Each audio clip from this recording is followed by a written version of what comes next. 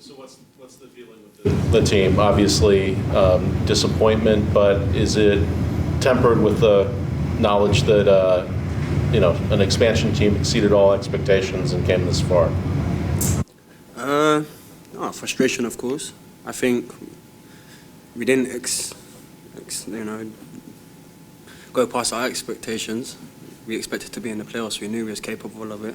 It was just about proving many people, critics from the start of the season. There's a lot of messages that were getting put out about us saying we wasn't good enough and all of this, but we believed it and it hurts. Not mainly about that though, but more about us because we see it every day, and to fall short as close as we did, it's very painful.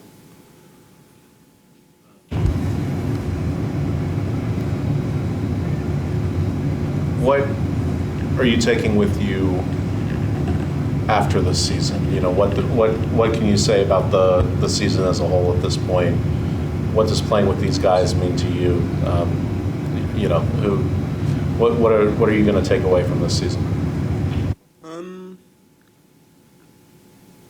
I think it's just a good expansion year all round. I think there's still more to come. I can see it, and obviously with our coach, he's put so much effort and time into the team, and I honestly believe we can do more for him. And the last 4 games we have, but obviously we need to do it a bit more consistently to start off with. And again, I just honestly believe with a good pre-season, we can really, start the season strong and show what we're about. And do you see, going forward into 2023, with you, with the core of this team, with the skipper, competing, not just for the playoffs, but Supporters Shield, top of the league? Yes. I wouldn't want to play to just settle for the bare minimum. I don't believe anyone in the locker room is. I looked around today and everybody's hurt, even out there getting frustrated, things weren't going our way, and it's painful. And I know that everybody else feels the same way. I don't believe there's one guy in the locker room that just thinks they can just turn up and it's just a hobby. Like, this is real life and we take it personal every day. Anton, 31 points at home. It's the second best expansion haul ever. 4th in the league this year at home. What do you guys have to do to snag some points on the road? Other than maybe Andre continuing to score big goals. It seems like that's all he ever does. But what do you guys have to do on the road?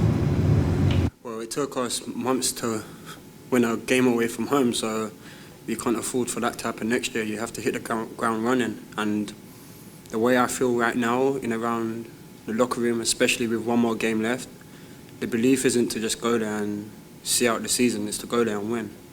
We're like the last few games, we've always, all our opposition has been teams that are in the playoffs and are considered the better teams in the league, and we've held our own. So we're going to go to New York with the same mentality of finishing the season strong and showing that, yeah, we fell short, but we should have been in the position they were in. Well, the season's not over just yet. Still one more game to go. How are you guys going to approach New York? We're going to go there to win. That's just how it is. It don't matter how it is. We know how they are. I think New York Red Bulls away is one of the toughest away games in the league anyway. And regardless of what they want to throw at us, we have to be ready to stand our own. And like I said, I look around the locker room and I strongly believe that everybody has each other's backs and we're ready to do that. You played for several MLS teams, and you with this expansion team. How is this experience different for you than in the past? And what kind of ownership do you take in being a part of this club and as a leader? The last word you just said, the leader. In the others, I wasn't really a leader.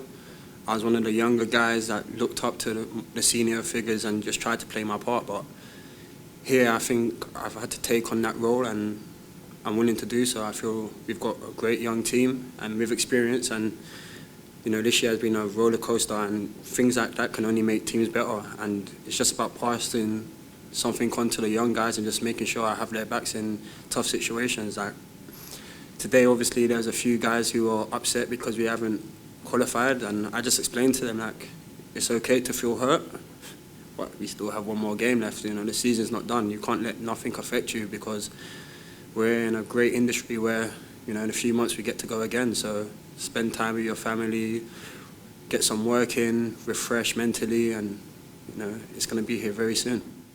How do you refresh mentally after this match, and then also be ready to go tomorrow? Like, what are you going to do from now until that point? What does Anton do to refresh? So I think I have to be up early, get a massage, just the basics, you know. Like, I can't go and eat a pizza right now, as much as I wish I could, but that's just how it is, you know. You have to really stick to it, and you just can't think, oh, the season's done. The season is not done. We have one more game left. Yes, we can't qualify for the playoffs right now, but you have to stay professional. I did have one specifically about the game. When you all played Columbus in Columbus, Guzman was such a huge presence. The entire crowd was against him. You know, he was just, you know, him and Hurtado had that thing.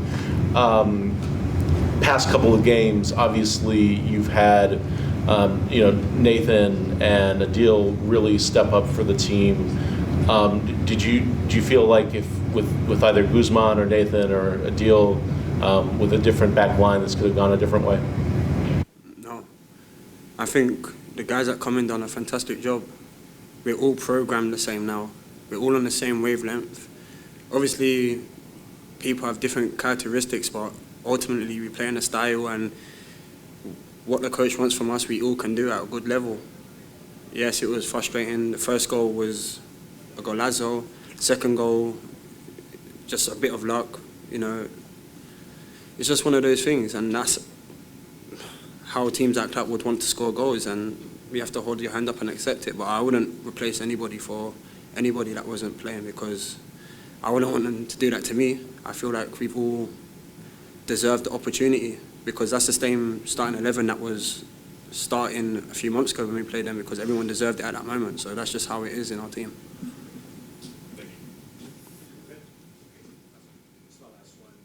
You've played in front of the fans now for almost a whole season now at home. What has been their impact this whole season? What do they mean to you personally and to the team? You can see their presence is just such a momentum boost. I think if you think about COVID, the days of COVID, if we would have played that game and we was 2-0 down with no fans, you don't come back into that game. I think the drive when we was attacking, you could hear them.